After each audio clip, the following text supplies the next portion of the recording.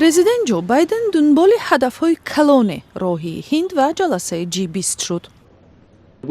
امیدواریم که جلسه G20 توانی همکاری مشترک اقتصادهای عظیم جهان را حتی در همین شرایط پرچالش به نمایش می‌گذارد. فراهم کردن خدمات برای کشورهای در حال رشد، پیشروی در مسائل اولویتناک برای مردم آمریکا مثل محیط زیست تا فناوری‌ها و هم نمایش عهده‌داری ما در برابر G20 همچون محفلی که طور گفتن وظیفه‌اش فراهم کردن خدمات میباشد در مرکز توجه ما خواهد بود.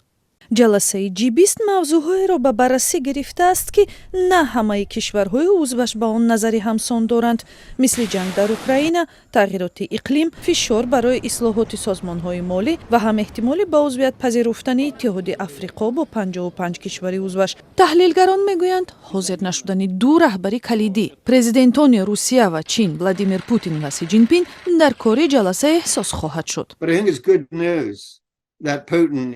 ولی به نظر من این که پوتین این دفعه هم مثل جلسه پارساله‌ای بلی از شرکت خودداری میکند خبری خوب است. احتمالاً رهبر چین سی جینپین هم از خود درک ندهد. این چیز قرار قبول کنی کشورهای دیگر را آسان میکند. از بایدن درباره حاضر نشدن جینپین پرسیدند.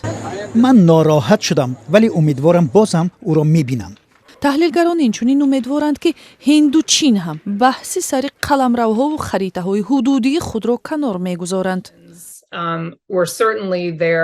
бешубҳа танишҳои геополитикӣ пеш аз раҳбарии давраии Ҳинд дар G20 ҳам вуҷуд доштанд, вале хуб нест ки баҳсҳо шиддат мегиранду то ба маърузаи ҷаласаи раҳбарон бардошта мешаванд.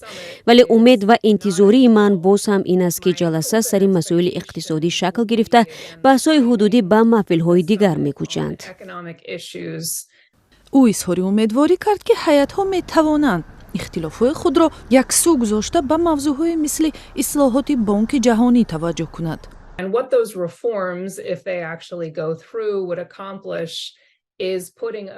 агар аз пай ислоҳот шаванд метавонанд тамаркузи худро ба ҳалли масоили вобаста ба ниёзҳои ҷамъиятии сайёра мисли мушкилоти иқлим, омодагӣ ба пандемия, зав ва ноамнии ғизо равона кунанд. ислоҳот ба сохторҳои мисли бонки ҷаҳонӣ имкон медиҳад ки кӯмакҳои худро барои иқтисодҳои ташаккулёбанда ва бо даромади кам бо шарту шароити беҳтар фароҳам кунанд. ҷаласа рӯзи шанбе дар шаҳри деҳлӣ оғоз мешавад.